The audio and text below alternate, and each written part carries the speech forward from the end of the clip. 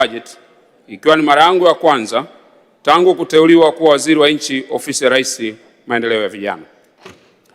Mheshimiwa Spika, Mheshimiwa Mwenyekiti, kwa heshima ninaomba nitumie fursa hii kumpongeza Mheshimiwa Dr. Samia Suluhu Hassan, Rais wa Jamhuri ya Muungano wa Tanzania, kwa kuchaguliwa kuliongoza taifa letu kupitia uchaguzi mkuu wa mwaka 2025.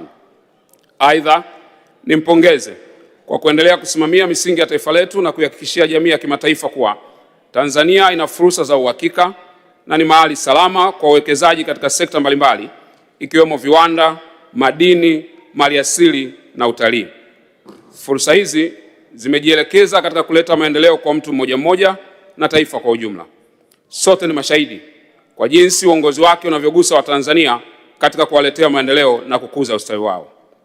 Mheshimiwa Mwenyekiti, kwa unyenyekevu mkubwa ninaomba kutumia fursa hii kumpongeza Mheshimiwa Dr. Samia Suluhu Hassan, Rais wa Jamhuri ya Muungano wa Tanzania, kwa uamuzi wake wa busara kuanzisha ofisi ya Rais maendeleo ya vijana. Hii inaonyesha dhamira ya dhati ya serikali ya kutambua nafasi na mchango mkubwa wa vijana katika kuleta maendeleo katika taifa letu. Aidha, ninamshukuru kwa kuniteua kuwa waziri chini ya ofisi yake na ninaahidi kuwa dhamana aliyonipa nitaitekeleza kwa uaminifu, ufanisi na uadilifu mkubwa ili kutimiza matarajio yake katika kutatua changamoto za vijana na kusimamia maendeleo yao kwa manufaa ya Watanzania. Mheshimiwa Mwenyekiti, ninapenda pia kumpongeza Mheshimiwa Balozi Dr. Emmanuel John Nchimbi, Makamu wa Rais wa Jamhuri ya Muungano wa Tanzania, kwa uongozi wake makini na ufuatiliaji anaofanya katika kuhakikisha malengo ya serikali ya awamu ya 6 yanatekelezwa kwa ufanisi mkubwa. Wakati wote amekuwa mstari wa mbele katika kutoa miongozo mbalimbali ya kuhakikisha ushirikishwaji wa vijana katika shughuli za kiuchumi zinazoleta maendeleo. Mheshimiwa Mwenyekiti, nitumie fursa hii kumpongeza Mheshimiwa Dr. Hussein Ali Mwinyi, Rais wa Zanzibar na Mwenyekiti wa Baraza la Mapinduzi, kwa kuchaguliwa kuiongoza Zanzibar kwa kipindi cha pili kupitia uchaguzi mkuu wa mwaka 2025. Aidha, ninampongeza kwa uongozi wake madhubuti na juhudi zake za kuendeleza ustawi wa vijana. Tunatambua na kuthamini mchango wake mkubwa katika kuimarisha fursa za ajira, kukuza ujasiriamali na kuboresha mazingira ya elimu na mafunzo kwa vijana. Maono yake yamekuwa chachu ya maendeleo na yanawapa matumaini vijana wengi kufikia ndoto zao. Mheshimiwa Mwenyekiti, ninapenda kumpongeza Mheshimiwa Dr. Mwigulu Lameck Nchemba kwa kuteuliwa kuwa Waziri Mkuu wa Jamhuri ya Muungano wa Tanzania. Pia nampongeza kwa kuwa mstari wa mbele katika kusimamia na kufuatilia utekelezaji wa shughuli za serikali kupitia Dira ya Taifa ya Maendeleo 2050, Mpango wa 4 wa Taifa wa Maendeleo wa miaka 5, Ilani ya uchaguzi ya Chama cha Mapinduzi ya mwaka 2025-2030. Aidha, ninamshukuru kwa kuendelea kutuongoza vyema na kuweka dira katika utekelezaji wa majukumu ya kuendeleza vijana nchini. Napenda kukiri kupitia Mheshimiwa Waziri Mkuu nimejifunza mengi sana kuhusu utekelezaji wa shughuli za serikali. Nasema asante sana. Mheshimiwa Mwenyekiti, ninapenda kutumia fursa hii kukupongeza wewe binafsi na kumpongeza Mheshimiwa Spika Musa Hassan Zungu mbunge na naibu Spika Mheshimiwa Daniel Baran Silo mbunge kwa kuchaguliwa kuliongoza na kulisimamia bunge kwa hekima na umahiri mkubwa kwa kushirikiana na wenyeviti wote wa bunge. Aidha, ninapenda kuwapongeza mawaziri wenzangu na naibu mawaziri kwa kuaminiwa na kuteuliwa na Mheshimiwa Rais katika kutekeleza majukumu mbalimbali yanayochochea maendeleo ya taifa letu. Ninawashukuru pia kwa namna wanavyoshirikiana nami katika utekelezaji wa majukumu ya kusimamia sekta ya maendeleo ya vijana kwa manufaa ya Watanzania wote.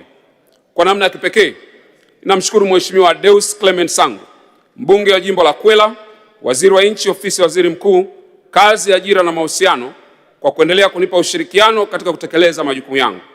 Nikiri kuwa misingi kuhusu masuala ya vijana iliyowekwa kupitia iliyokuwa Ofisi ya Waziri Mkuu, Kazi, Vijana, Ajira na Wenye Ulemavu inaendelea kuwa chachu katika kuendeleza sekta ya maendeleo ya vijana nchini.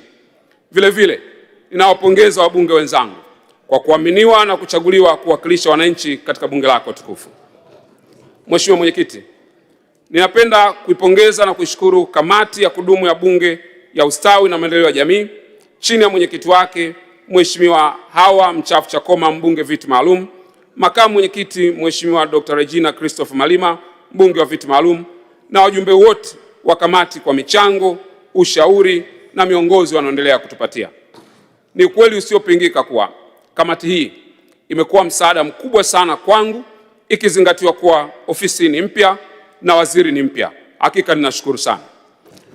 Napenda kulihakikishia bunge lako tukufu kuwa ofisi ya Rais maendeleo ya vijana itaendelea kushirikiana kwa karibu na kamati hii kwa manufaa ya vijana na maslahi ya taifa letu. Aidha, ninamshukuru katibu wa bunge ndugu Baraka Ilfons Leonard kwa ushirikiano wake thabiti kupitia wasaidizi wake wanaosimamia kamati mbalimbali. Ushirikiano huu umeimarisha utendaji wa kamati na kuendeleza dhana ya wajibikaji na uwazi katika shughuli za bunge. Ni kwa mshikamano huu tunapata nguvu ya kusonga mbele na kutimiza matarajio ya wananchi wetu. Mheshimiwa Mwenyekiti, sina budi kuwashukuru kwa dhati viongozi wenzangu na watendaji wa ofisi ya Rais maendeleo ya vijana kwa ushirikiano, ubunifu, usimamizi na utekelezaji wa mikakati yake. Kipekee ninapenda kumshukuru Bi Jennifer Christian Omolo, katibu mkuu, na Dr. Kedmon Elisha Mapana, naibu katibu mkuu, kwa uchapakazi wao, umahiri na ushirikiano wanaonipa katika kutekeleza shughuli zangu za kila siku.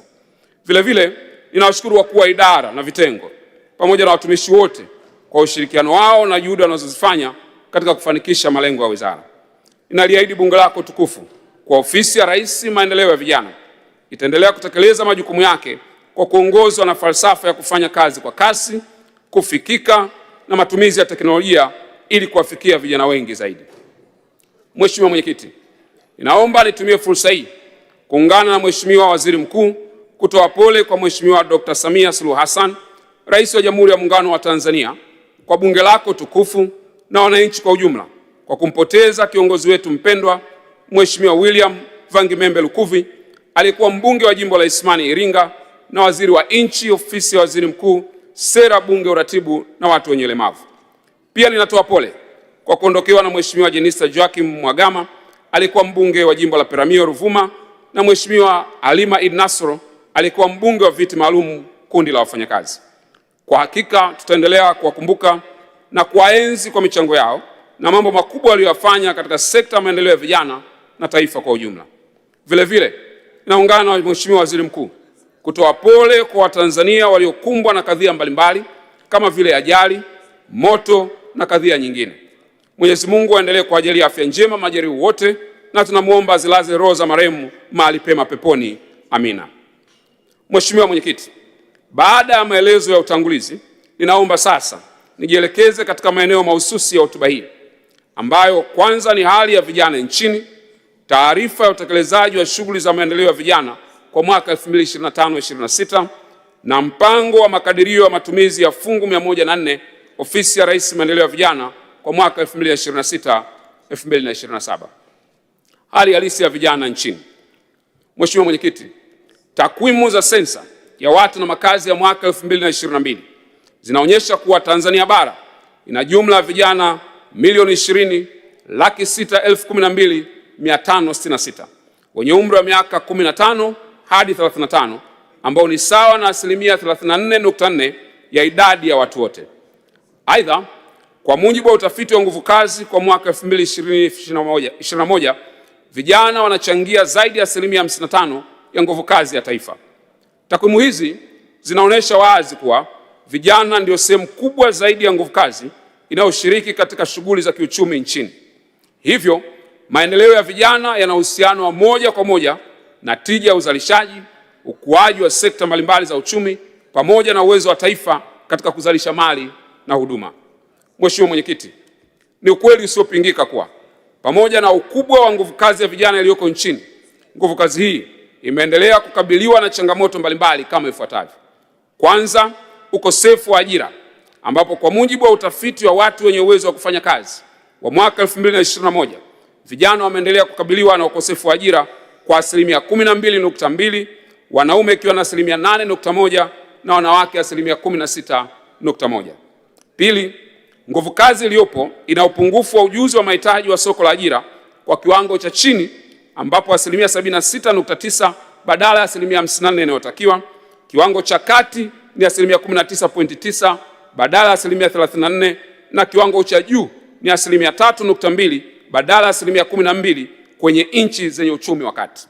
Tatu, changamoto nyingine ni pamoja na vijana kutokidhi vigezo vya mikopo vilivyowekwa kwenye taasisi za kifedha, upatikanaji mdogo wa mitaji na fursa za biashara, matumizi ya dawa za kulevya miongoni mwa vijana, upungufu wa malezi na mwongozo stahiki, athari za shinikizo rika, pamoja na matumizi yasiyo sahihi ya mitandao ya kijamii na kuongezeka kwa tatizo la afya ya akili.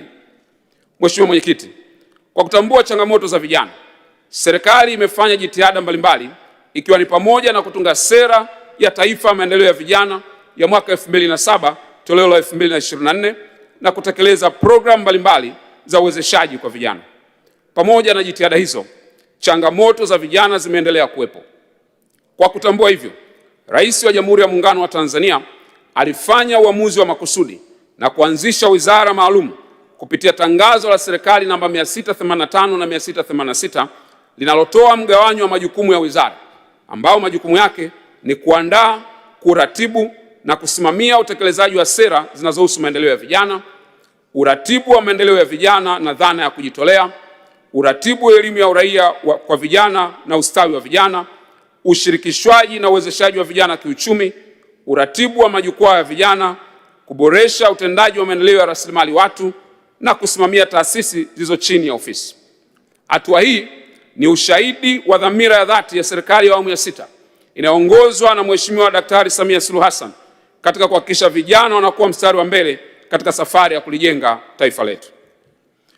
Kuhusu utekelezaji wa shughuli za maendeleo ya vijana kwa mwaka 2025-26, Mheshimiwa Mwenyekiti, katika kusimamia programu za uwezeshaji vijana kiuchumi, wizara imetoa mikopo ya vifaa yenye thamani ya shilingi milioni 824,463,770 kwa vijana 126 katika mkoa wa Mwanza vijana 39, Mtwara vijana 40, Mbeya vijana 22, Rukwa 10 na Arusha 15 kupitia mfuko wa maendeleo ya vijana ili kuwawezesha kujiajiri na kuajiri wengine. Aidha, wizara imeendelea kuboresha mifumo ili kupunguza changamoto na vikwazo vilivyokuwepo hapo awali. Kwa sasa, mikopo inatolewa kwa vikundi na pia kwa kijana mmoja mmoja, lakini pia mikopo ina kipindi cha rehema, yani grace period, kuanzia miezi 3 hadi miezi 6, isipokuwa kwa miradi maalum ya kilimo, uvuvi na ufugaji inapewa kipindi cha rehema cha miezi 8 na riba imepunguzwa hadi 5% kwa kipindi chote cha mkopo. Lakini pia imejikita kwenye uwezeshaji wa vifaa badala ya fedha peke yake, na wizara imeingia makubaliano na taasisi za kifedha kwa ajili ya kutoa mikopo na mafunzo kwa vijana, ambapo wanufaika hupatiwa mafunzo kabla ya mkopo, wakati na pia wakati wa uzalishaji. Mheshimiwa Mwenyekiti, katika kutekeleza ahadi ya Mheshimiwa Dr. Samia Suluhu Hassan, Rais wa Jamhuri ya Muungano wa Tanzania, aliyoitoa wakati wa kampeni za uchaguzi mkuu wa mwaka 2025 ya kuwezesha upatikanaji wa mitaji kwa ajili ya biashara ndogo, zakati na kampuni changa, yani startups, tarehe 5 Februari 2026, Ofisi ya Rais Maendeleo ya Vijana ilikabidhiwa hundi yenye thamani ya shilingi bilioni 200 na kupewa jukumu la usimamizi na uratibu. Fedha hizo zinatolewa kupitia sekta mbalimbali zikiwemo sekta ya vijana, kilimo, madini, mifugo na uvuvi, viwanda na biashara, habari, utamaduni, sanaa na michezo, elimu, sayansi na teknolojia, mawasiliano na teknolojia ya habari, maendeleo ya jamii, jinsia, wanawake na makundi maalum na Wizara ya Fedha. Mheshimiwa Mwenyekiti, ninaomba kulitaarifu bunge lako tukufu kuwa baada ya kukabidhiwa jukumu la uratibu kwa kushirikiana na wizara za kisekta, wizara yangu imeanzisha programu ya kitaifa ya uwezeshaji vijana kiuchumi na kuandaa mwongozo wa utekelezaji wa programu hiyo. Mwongozo huo umejikita katika kuweka viwango vya ufanisi, uwazi na uwajibikaji kwa wakopaji na wakopeshaji wa fedha hizi za umma. Mwongozo pia umeainisha taratibu za utoaji, usimamizi na urejeshaji wa mikopo na sifa za wakopaji sambamba na mifumo ya ufuatiliaji na tathmini. Utekelezaji wa programu ya kitaifa ya uwezeshaji wa vijana kiuchumi umeanza na hadi kufikia Aprili 2026, jumla ya maombi 30,384 ya mikopo ya miradi ya vijana yamepokelewa na yanaendelea kufanyiwa uchambuzi. Mheshimiwa Mwenyekiti, katika utekelezaji wa programu ya kitaifa ya kuwezesha vijana kiuchumi, kiasi cha shilingi bilioni 48.6 kimetolewa kwa awamu ya kwanza katika sekta za uzalishaji na huduma ambazo ni kilimo, mifugo na uvuvi, biashara na viwanda vidogo, sanaa na ubunifu, maendeleo ya jamii pamoja na teknolojia na huduma za kidijitali. Uwekezaji katika sekta hizo umezingatia maeneo yenye fursa kubwa za ajira na uzalishaji mali ambapo vijana wengi wanajishughulisha. Awamu ya kwanza ya utekelezaji wa programu itakapokamilika, itanufaisha vijana takriban 10,000. Aidha, katika awamu ya pili ya utekelezaji wa programu hiyo, Ofisi ya Rais Maendeleo ya Vijana imepokea kiasi cha shilingi bilioni 2.5 ambapo kinatarajiwa kunufaisha vijana wapatao 888 kupitia miradi 36 katika sekta za viwanda, biashara ndogondogo, kilimo, uvuvi na mifugo, ambapo ajira 4440 zinatarajiwa kuzalishwa. Wizara itaendelea kuhakikisha kuwa mikopo inayotolewa inawanufaisha makundi yote ya vijana kwa usawa bila kujali itikadi zao au maeneo yao ya kijiografia. Mheshimiwa Mwenyekiti, vijana pia wamekuwa wakiwezeshwa kupitia 4% ya makusanyo ya ndani ya halmashauri, ambapo kwa mwaka 2025-26 vikundi 5199 vya vijana vilinufaika na mikopo yenye thamani takriban shilingi bilioni 52.168. Kupitia mikopo hii, vijana wameweza kupata mitaji ya kuanzisha na kuendeleza shughuli zao za kiuchumi, kukuza biashara, kuongeza ajira na kuinua hali za maisha. Ninaomba nimpongeze Waziri wa Nchi, Ofisi ya Waziri Mkuu TAMISEMI na wakurugenzi wa halmashauri zote nchini kwa kuendelea kuratibu na kusimamia utengaji wa fedha zitokanazo na mapato ya ndani ya halmashauri kwa ajili ya kuwawezesha vijana kiuchumi. Mheshimiwa Mwenyekiti, kwenye eneo la kukuza ujuzi kwa vijana, wizara inaendelea kushirikiana na Ofisi ya Waziri Mkuu, Kazi, Ajira na Mahusiano pamoja na Wizara ya Elimu, Sayansi na Teknolojia kupitia Mamlaka ya Elimu na Mafunzo ya Ufundi Stadi VETA katika kukabiliana na changamoto ya ajira kwa vijana kupitia programu ya kukuza ujuzi, ambako katika mwaka 2025-26 mafunzo ya kukuza ujuzi kwa njia ya wanagenzi yametolewa kwa vijana 5746 katika vyuo na taasisi za mafunzo 46.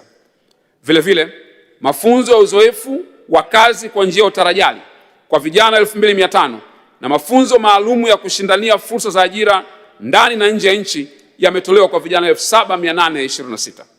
Pia, wizara itaendelea kushirikiana na wizara zingine za kisekta zinazotekeleza programu za kukuza ujuzi kwa vijana. Mheshimiwa Mwenyekiti, Ofisi ya Rais Maendeleo ya Vijana inasimamia vituo vitatu vya maendeleo ya vijana, yaani Sasanda kilichopo mkoani Songwe, Marangu kilichopo mkoani Kilimanjaro na Ilonga kilichopo Morogoro, vyenye lengo la kuimarisha utoaji wa mafunzo ya muda mfupi ili kuwapatia vijana ujuzi katika eneo la kilimo, tehama na ujasiriamali.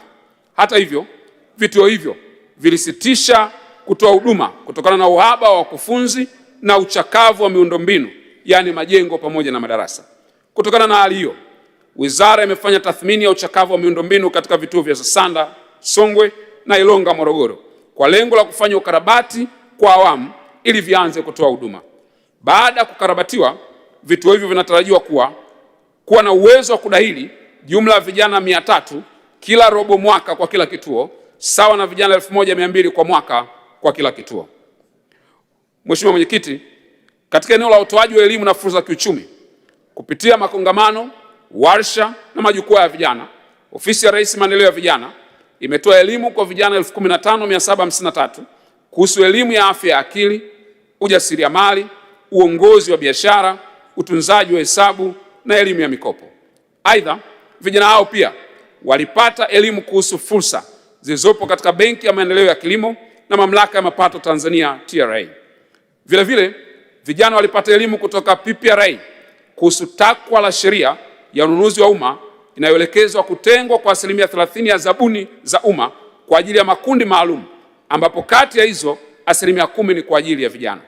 Kupitia elimu hiyo, vijana waliweza kujisajili katika mfumo wa kielektroniki wa manunuzi ya serikali, yani NeST, ambapo vikundi 299 vya vijana vyenye jumla ya vijana 2226 vimenufaika kwa kupata zabuni zenye thamani ya shilingi bilioni 13.2. Mheshimiwa Mwenyekiti, kwenye eneo la kuimarisha ushirikishaji wa vijana na kusikiliza maoni yao, Baada ya kuundwa kwa Ofisi ya Rais Maendeleo ya Vijana, kulikuwa na dhamira ya kufahamu kwa kina mahitaji ya vijana, mawazo yao pamoja na mitazamo yao kuhusiana na masuala mbalimbali yanayogusa maisha yao ya kila siku. Hivyo wizara iliandaa ziara za kukutana na vijana kwa lengo la kutoa jukwaa la wazi la kusikiliza sauti zao, kuelewa changamoto zao wanazokumbana nazo, lakini pia kupokea mapendekezo yao. Jitihada hizo zimewezesha Ofisi ya Rais Maendeleo ya Vijana kuelewa changamoto za vijana, hivyo kuwa katika nafasi ya kuandaa na kutekeleza mipango na mikakati inayolenga kuboresha elimu ya uraia, kukuza uzalendo na kuwajengea vijana mazingira bora ya kushiriki kamilifu katika maendeleo ya taifa. Mheshimiwa Mwenyekiti, kutokana na dhamira hiyo, Ofisi ya Rais Maendeleo ya Vijana ilifanya ziara maalum katika mikoa 6 ya Songwe, Mbeya, Ruvuma, Mtwara, Dar es Salaam na Dodoma, ambapo jumla ya vijana 8120 walitembelewa katika maeneo 18 wanayofanyia kazi. Katika majadiliano hayo, hoja 186 ziliibuliwa.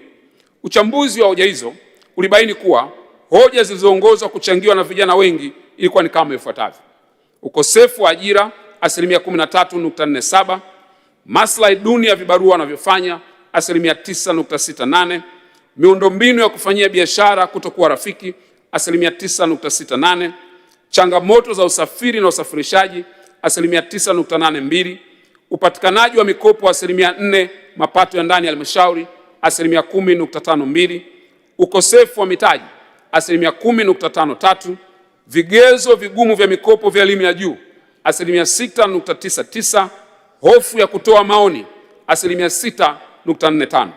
Mheshimiwa Mwenyekiti, hoja nyingine zilizoibuliwa zilikuwa ni mfumo wa elimu usioendana na soko la ajira 5.91%, utitiri wa kodi na ushuru 5.03%, kutokuwa na elimu ya ujasiriamali 4.84%, urasimu wa kupata leseni na vibali 4.23%, na kukosekana kwa Baraza la Vijana la Taifa 3.23%. Takwimu hizo zinaonyesha kuwepo kwa uelewa na mwamko wa vijana katika masuala ya kijamii, kiuchumi na kisera.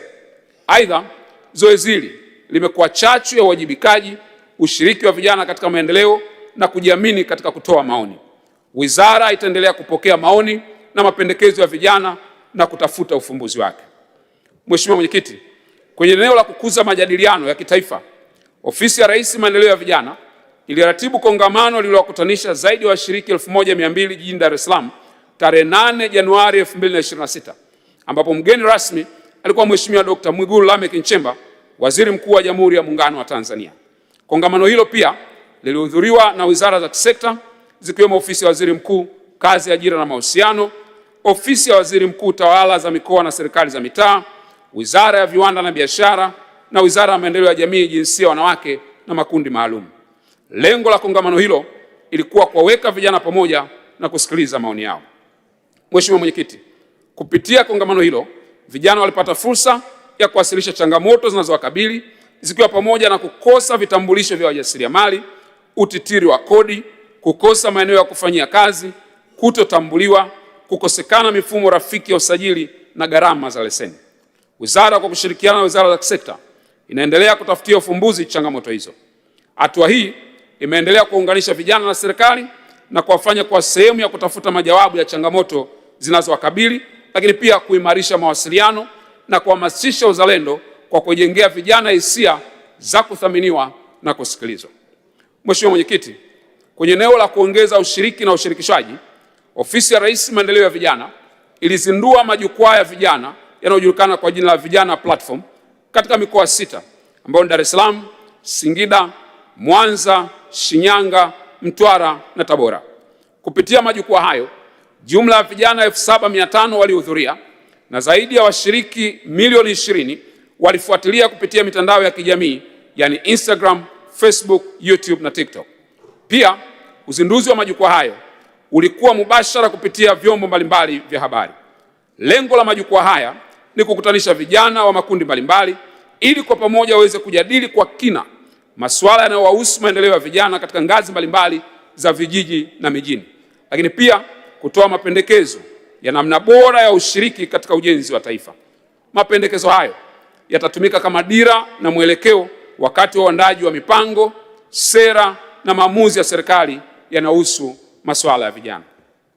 Mheshimiwa Mwenyekiti, katika uzinduzi huo, wizara pia ilizindua namba maalum za huduma kwa wateja, yani call center, na hadi kufikia Aprili 2026 jumla ya vijana 1641, wanawake wakiwa 519 na wanaume 1122 wamewasilisha changamoto na mapendekezo kuhusu masuala ya vijana, ikiwemo fursa za mikopo. Ofisi ya Rais Maendeleo ya Vijana imefanya kazi mapendekezo yaliyotolewa, ikiwa ni pamoja na kutoa elimu kuhusu vigezo na utaratibu wa mikopo hiyo.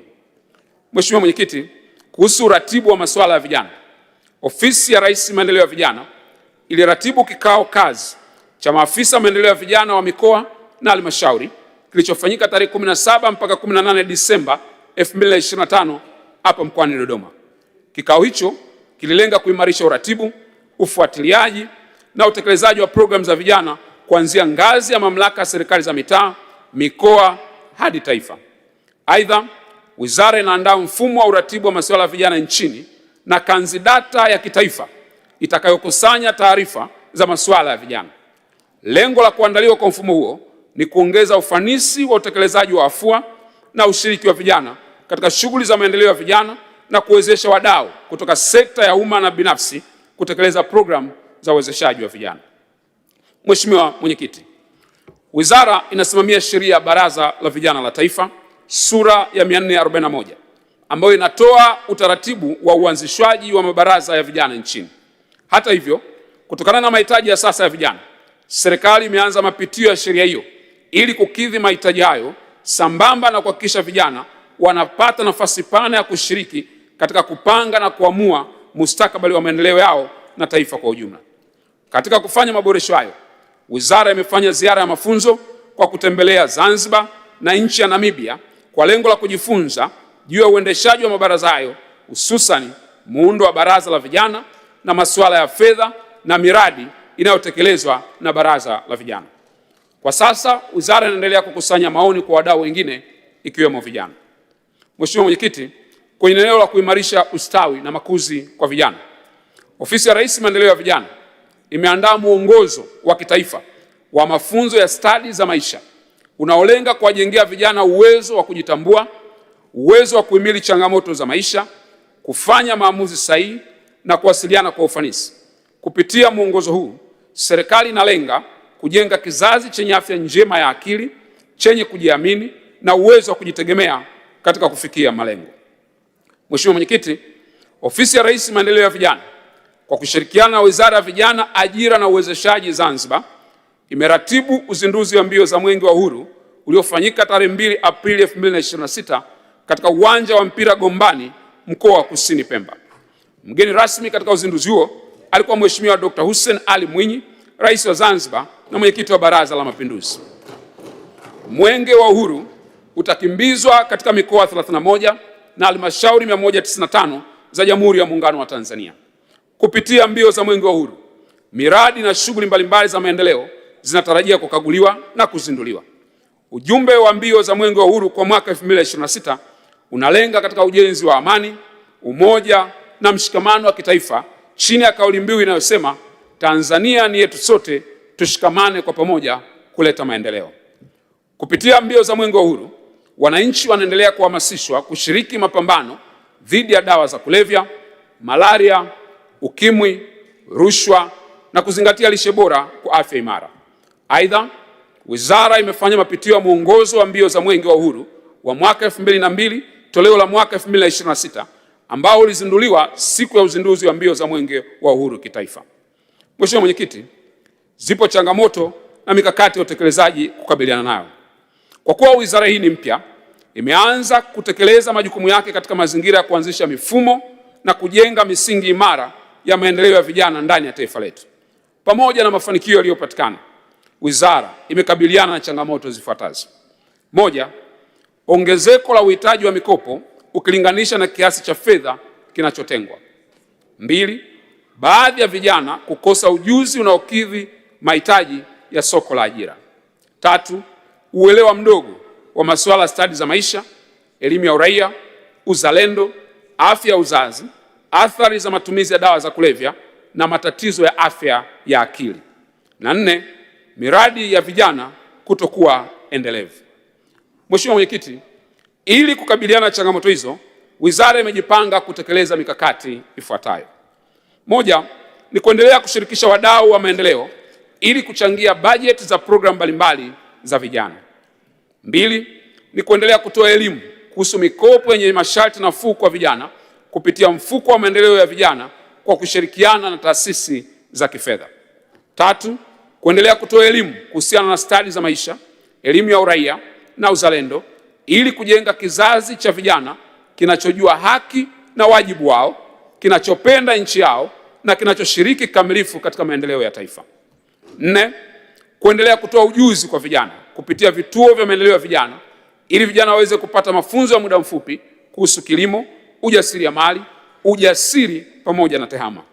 5, kuendelea kutoa elimu na kujenga uwezo kupitia mwongozo wa kitaifa wa mafunzo ya stadi za maisha na mwongozo wa uratibu wa programu ya stadi za maisha kwa vijana. 6, kuendelea kushirikiana na wizara za kisekta katika kukabiliana changamoto za ajira ikiwemo kukuza ujuzi kwa njia ya uanagezi, kurasimisha ujuzi uliopatikana katika mfumo usio rasmi wa mafunzo, yani recognition for prior learning skills, kupata mafunzo ya uzoefu wa kazi, internship skills, na mafunzo ya kukuza ujuzi kwa walio makazini, upskilling skills, kupitia programu ya kukuza ujuzi inayosimamiwa na ofisi ya Waziri Mkuu, kazi, ajira na mahusiano. Programu zingine ni pamoja na Jenga Kesho Iliyo Bora, yani Build Better Tomorrow, inayosimamiwa na Wizara ya Kilimo, na programu ya Mining for a Brighter Tomorrow inayosimamiwa na Wizara ya Madini. 7, uchambuzi wa fursa, yani opportunity mapping, utafanyika kwa lengo la kubaini na kutambua fursa zilizopo katika maeneo mbalimbali, pamoja na kukusanya taarifa muhimu zitakazowezesha kuwashirikisha vijana kuhusu fursa hizo. Hatua hii italenga kuhakikisha vijana wanapata uelewa sahihi wa rasilimali na nafasi zilizopo katika mazingira yao ili waweze kuzitumia kikamilifu kwa maendeleo yao binafsi na ya jamii kwa ujumla. Hii ni pamoja na fursa zilizopo katika wizara za kisekta. Namba 8, ni kuandaliwa kwa mfumo wa uratibu wa masuala ya vijana utakaowezesha kukusanya, kuhakiki, kuhifadhi taarifa sahihi kuhusu vijana ili kuwa na kanzi data itakayojumuisha mahitaji, sifa, ujuzi na maeneo ya kipaumbele. Mfumo huu utatumika katika uombaji wa mikopo kupitia mfuko wa maendeleo ya vijana. Taarifa hizi zitatumika kuwezesha utambuzi wa uwezo na changamoto zao kwa ufanisi zaidi, pamoja na kurahisisha mchakato wa kuwaunganisha na fursa mbalimbali za ajira, mafunzo, ubunifu na uwezeshaji kulingana na vigezo vinavyolingana na wasifu wao. Hatua hii itachangia kuongeza ushiriki wa vijana katika shughuli za maendeleo na kuinua ustawi wao kiuchumi na kijamii.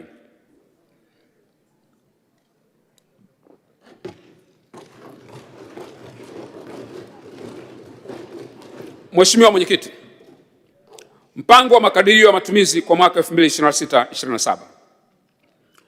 Ofisi ya Rais Maendeleo ya Vijana fungu namba 104 kwa mwaka 2026/27 yameandaliwa kwa kuzingatia miongozo mbalimbali ikiwemo mwongozo wa maandalizi ya mpango wa bajeti ya serikali kwa mwaka 2026/27 mpaka 2028/29, dira ya taifa ya maendeleo ya 2050, mpango wa 4 wa taifa wa maendeleo wa miaka mitano 2026/27 mpaka 2030/31, sera ya taifa ya maendeleo ya vijana ya 2007 toleo la mwaka 2024, ilani ya Chama cha Mapinduzi ya mwaka 2025 mpaka 2030, sheria ya bajeti sura ya 439, mpango mkakati ofisi ya Rais Maendeleo ya Vijana wa miaka mitano 2026-2030 na malengo ya maendeleo endelevu ya mwaka 2030, yani Sustainable Development Goals SDGs 2030.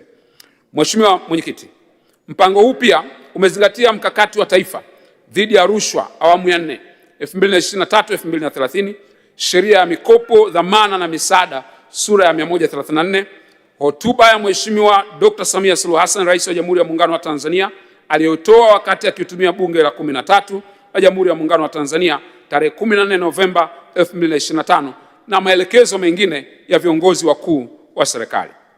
Vipaumbele vya mpango.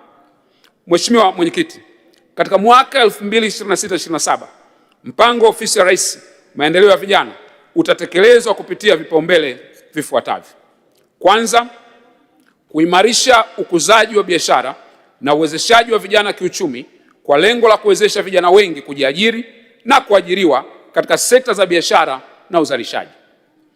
Pili, kuimarisha uratibu na ushirikishaji wa vijana katika masuala ya kijamii, kiuchumi na kisiasa. Na tatu, ni kuimarisha uratibu wa elimu ya uraia, uzalendo na uratibu wa mwenge wa uhuru. Na nne, ni kuimarisha ustawi na makuzi kwa vijana. Shughuli zitakazotekelezwa kwa mwaka 2026-2027. Mheshimiwa Mwenyekiti, shughuli zitakazotekelezwa katika mwaka 2026-2027 zitatokana na vipaumbele vilivyoainishwa katika ibara ya 39. Kwanza ni kuimarisha uratibu na ushirikishwaji wa vijana katika masuala ya kijamii, kiuchumi na kisiasa. Mheshimiwa Mwenyekiti, wizara itaendelea kuimarisha uratibu na ushirikishaji wa vijana kwa kuandaa mfumo wa taifa wa uratibu wa masuala ya maendeleo ya vijana nchini, kuandaa kanzidata ya kitaifa itakayokusanya taarifa za masuala ya vijana, lakini pia kufanya mapitio ya sheria ya Baraza la Vijana la Taifa sura ya 441, kuandaa mkakati wa kitaifa wa vijana wa amani na usalama na kuwezesha vijana kushiriki katika majukwaa na programu mbalimbali za kikanda, maziwa makuu na kimataifa kuhusu amani na usalama, lakini pia kukusanya maoni na mrejesho kwa masuala ya vijana nchini kupitia dawati la huduma kwa wateja la wizara. Aidha, wizara itaendelea kuratibu utekelezaji wa sera ya taifa ya maendeleo ya vijana ya mwaka 2007 toleo la mwaka 2024 yenye malengo ya kuimarisha maendeleo ya kiuchumi kwa vijana, kukuza ajira na ujasiriamali, kuendeleza stadi za maisha na ujuzi kwa vijana, kuimarisha ushiriki wa vijana katika maamuzi na uongozi, kulinda na kuendeleza haki na ustawi wa vijana, kuimarisha huduma za afya na ustawi wa vijana, kukuza maadili, uzalendo na uwajibikaji kwa vijana, kuimarisha upatikanaji wa matumizi ya tehama kwa vijana, kukuza vipaji, ubunifu na michezo, kuimarisha ujumuishaji wa vijana wote wakiwemo vijana, wanawake na watu wenye ulemavu, kuimarisha uratibu na usimamizi wa masuala ya maendeleo ya vijana, kuendeleza tafiti, takwimu na mifumo ya taarifa za vijana, pamoja na kuimarisha ushirikiano wa kitaifa, kikanda na kimataifa katika masuala ya maendeleo ya vijana. Mheshimiwa Mwenyekiti, katika eneo la kuimarisha uratibu wa elimu ya uraia, uzalendo na mwenge wa uhuru, wizara itaendelea kuratibu majukwaa ya vijana katika mikoa na halmashauri nchini, kuratibu utoaji wa elimu ya uraia na uzalendo katika halmashauri 184, kuratibu mbio za mwenge wa uhuru na wiki ya vijana ya kitaifa, kuratibu maadhimisho ya siku ya wanaojitolea kimataifa, siku ya vijana Afrika pamoja na siku ya vijana kimataifa. Mheshimiwa Mwenyekiti, katika kuimarisha ustawi na makuzi kwa vijana, wizara itaendelea kuandaa na kuratibu utekelezaji wa mwongozo wa kitaifa wa mafunzo wa stadi za maisha, kuandaa programu ya kitaifa ya kushughulikia masuala ya ustawi wa vijana, kuandaa mwongozo wa msaada wa kisaikolojia kwa vijana na kuratibu utoaji wa huduma ya msaada wa kisaikolojia kwa vijana. Mheshimiwa Mwenyekiti, katika kuimarisha ukuzaji wa biashara na uwezeshaji wa vijana kiuchumi, serikali itaendelea kutoa mafunzo ya kujenga uwezo kuhusu ujasiriamali na ujuzi wa usimamizi wa biashara kwa vikundi vya vijana nchini, kutoa mikopo nafuu kwa vijana kupitia mfuko wa maendeleo ya vijana ili waweze kujiajiri na kuajiri wengine, kukarabati vituo vitatu vya mafunzo kwa vijana vya Sasanda, Ilonga na Marangu ili viweze kutoa mafunzo ya muda mfupi katika fani za kilimo biashara, tehama na ujasiriamali. Aidha, serikali itafanya utafiti wa uanzishwaji wa vituo vya ubunifu vya kitaifa kwa vijana pamoja na kuanzisha vituo vya ubunifu kwa vijana, yani vijana hub, vitakavyolenga kukuza ubunifu, kuendeleza vipaji, kutoa huduma za uratibu wa mawazo ya biashara pamoja na kuunganisha vijana na fursa za masoko, teknolojia na mitaji kwa ajili ya kuongeza ushindani na tija katika shughuli zao za kiuchumi. Lakini pia kuandaa mwongozo wa kitaifa wa fursa za uwezeshaji kiuchumi ndani na nje ya nchi, kufanya mapitio ya mwongozo wa utoaji wa mikopo yenye masharti nafuu kupitia mfuko wa maendeleo ya vijana wa mwaka 2022 na kuandaa mfumo wa kielektroniki wa uwezeshaji wa vijana. Mheshimiwa Mwenyekiti, wizara pia itafanya utafiti wa uanzishwaji wa benki ya vijana kwa lengo la kuchambua kwa kina ili kuwa na taasisi maalum ya kifedha itakayojikita katika mahitaji ya vijana. Dhamira ya serikali ni kuweka msingi wa mfumo wa kifedha unaoendana na mazingira na uwezo wa vijana wengi, hususan wale wanaoanza shughuli za kiuchumi, ili kuondoa vikwazo vilivyopo katika upatikanaji wa mitaji. Benki ya vijana itakayoanzishwa itakuwa chombo muhimu cha kimkakati kitakachowezesha upatikanaji wa huduma za kifedha zilizo rafiki kwa vijana, kuchochea ubunifu wa bidhaa za kifedha zinazolingana na mahitaji yao, lakini pia kupanua wigo wa uwekezaji kwa vijana, na hatimaye kuongeza ajira na mchango wa vijana katika kukuza uchumi shindani na jumuishi wa taifa. Mheshimiwa Mwenyekiti, katika mwaka 2026/27 Ofisi ya Rais Maendeleo ya Vijana fungu namba 104 inaomba kuidhinishiwa jumla ya shilingi bilioni 35,957,298,000 kwa mchanganuo ufuatao: kiasi cha shilingi bilioni 30,104,264,000 kwa ajili ya matumizi ya kawaida, na kati ya kiasi hicho shilingi bilioni 1,227,961,000 ni kwa ajili ya mishahara, na shilingi bilioni 28,376,300,000 ni kwa ajili ya matumizi mengineyo. Pili, kiasi cha shilingi bilioni 5,853,034 kwa ajili ya utekelezaji wa miradi ya maendeleo. Kati ya fedha hizo, shilingi bilioni 5 ni fedha za ndani za maendeleo na shilingi milioni 853,034 ni fedha za nje za maendeleo. Hitimisho. Mheshimiwa Mwenyekiti, kabla ya kuhitimisha hotuba yangu, ninaomba kutumia fursa hii kuwashukuru wadau wote waliochangia kwa namna moja au nyingine katika kuiwezesha Ofisi ya Rais Maendeleo ya Vijana kufanikisha majukumu yake. Mafanikio yaliyopatikana katika mwaka 2025/26 yametokana na ushirikiano wa wizara za kisekta, wadau wa maendeleo, mashirika mahususi yanayojishughulisha na masuala ya vijana, taasisi za fedha, vyombo vya habari, taasisi zisizo za kiserikali, taasisi za kidini, waandishi wa habari, vijana na wananchi kwa ujumla. Vijana tuyajenge, Tanzania ni yetu. Mheshimiwa Mwenyekiti, leo ninasimama mbele yenu nikiwa na heshima kubwa na moyo wa shukrani. Safari yangu ya kufika hapa isingewezekana bila msaada wa familia yangu, ambao wamekuwa nguzo na faraja yangu wakati wa changamoto na chanzo cha matumaini yangu kila siku. Mheshimiwa Mwenyekiti, ninapenda kuwashukuru wazazi wangu, Bwana Gray Nanauka na Bi Angela Nanauka, kwa malezi na maadili walioniwekea ambayo yameniongoza hadi kufikia hatua hii. Sambamba nao, ninawashukuru ndugu zangu wote kwa kunitia moyo na kunikumbusha thamani ya mshikamano wa kifamilia. Kipekee kabisa, namshukuru mke wangu kipenzi Rachel Nanauka na watoto wangu wapendwa Joyce na Jonel kwa uvumilivu na upendo wao usio na kifani. Hakika familia yangu imekuwa taa na mwanga wangu, na leo ninapokea heshima ya kuzungumza mbele ya bunge hili tukufu. Ninaitambua na kuishukuru kwa dhati. Hii si tu heshima yangu, bali ni heshima yao pia. Mungu awabariki sana. Mheshimiwa Mwenyekiti, kwa moyo uliojaa furaha na matumaini, napenda kuwashukuru wananchi wa jimbo la Mtwara mjini kwa kuniamini na kunichagua ili kushirikiana nao katika kuleta maendeleo katika jimbo letu. Ushirikiano wao na maoni yao ndivyo ulivyoniwezesha mafanikio tulionayo leo. Imekuwa ni miezi 6 ya utendaji ulioacha alama kubwa kwa jimbo la Mtwara mjini, na kwa unyenyekevu mkubwa ninawaahidi sitawaangusha. Asanteni sana. Mheshimiwa Spika, Mheshimiwa Mwenyekiti, nikiwa mbunge na waziri kwa mara ya kwanza, ninajifunza kila siku na nitaendelea kujifunza ili kuhakikisha nawatumikia wananchi wa jimbo langu na vijana kwa ufanisi mkubwa. Niko tayari kushirikiana na wabunge, viongozi wenzangu, watendaji wa serikali na wadau wote wa maendeleo ili kufikia malengo tuliyojiwekea. Ninaomba muendelee kuniombea, kunishauri na kunipa ushirikiano wenu wa dhati. Kwa pamoja tunaweza kuleta mabadiliko chanya na kujenga mustakabali bora wa vijana kwa taifa letu. Tanzania ni yetu sote, tushikamane kwa pamoja kuleta maendeleo.